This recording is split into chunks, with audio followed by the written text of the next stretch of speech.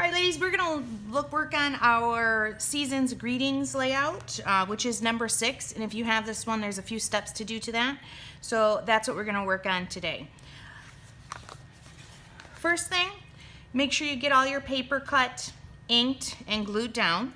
And then go ahead and do your circles with your circle template, and that's gonna be this one here, okay?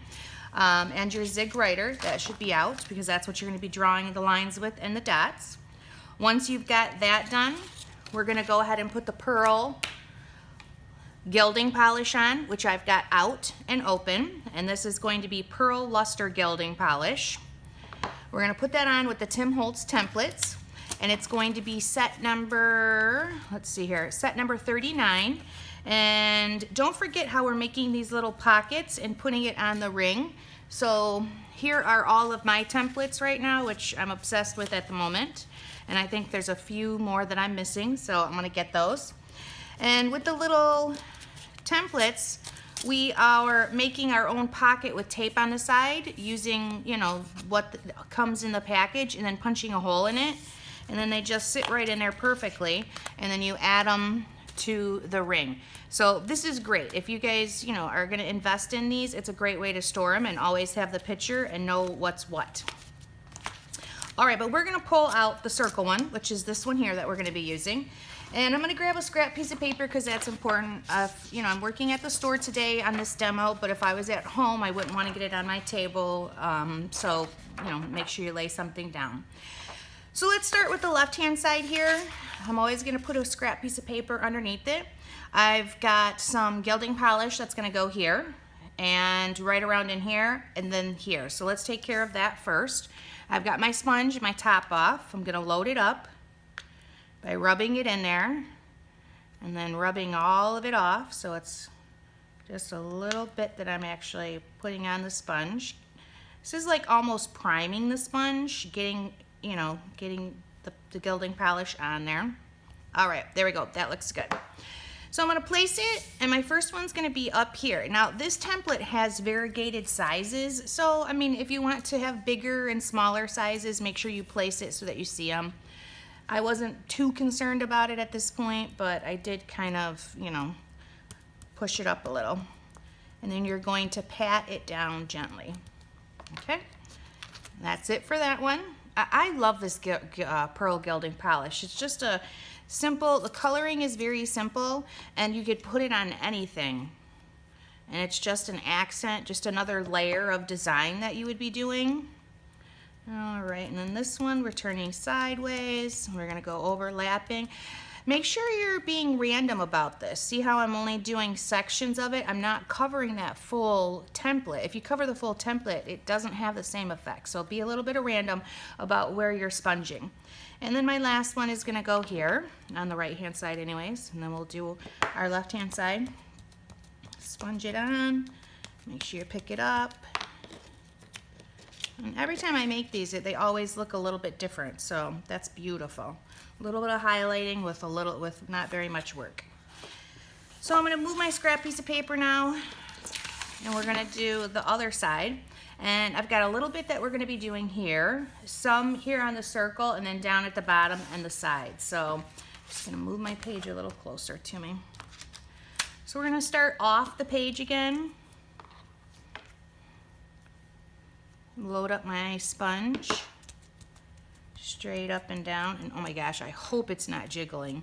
I'm getting a new camera stand so that it's not on the table while I'm pounding with these templates, because it's making me crazy. All right, load it up, move it to the next spot.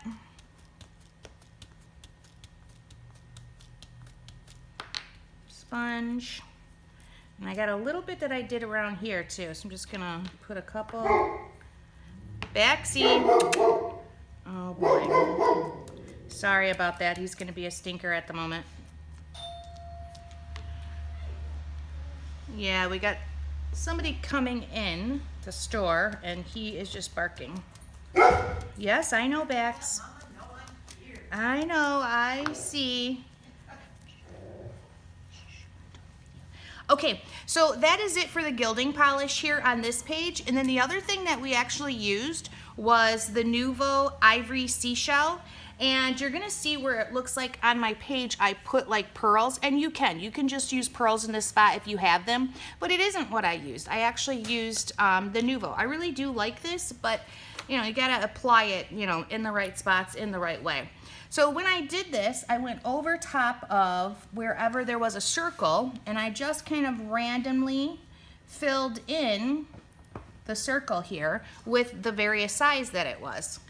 And that's what I would do throughout the whole page. Now, personally myself, I would like to see this 100% decorated with, you know, your mats on it, your flowers on it, everything on the page. So then you know that wherever you're placing these pearls, it's a good spot and it's not going to be covered up by any of those embellishments. Now these pearls also, that is going to take a while to dry. So when you do this, I like to have my page completed so that it can just be set aside and dried and it's technically all done besides my photos. But you can see they kind of form these little balls, and I really do, you know, certain templates lend itself really well to these. And this is probably one of my favorite templates out of all of them. I love circles anyways. But you just go through. Now when you're doing this, I want to be very specific about how it's applied. My tip of my Nuvo is probably about 1/8 of an inch above the actual paper. It's not sitting on the paper or touching it, and that's how I'm getting those little tiny round balls. And then I'm just pressing it out very slowly, and the stuff is cool. It holds its shape and looks like a pearl when it's dry, but it does take a long time to dry. All right, so last but not least that's on this actual page is going to be our flourishes, and those right here are from Gypsy Souls. And if you have copper gilding polish, that's what I used. But if you don't, you could actually just ink them like we normally do, which would be with our vintage photo ink. You know, I love vintage photo ink. It's a good ink and it has a good color to it. But if you have the copper gilding polish, or I'm sorry, the chocolate bronze gilding polish, that's what I used on these ones. Uh-oh. You okay, Debbie? Okay. You're just gonna load this up.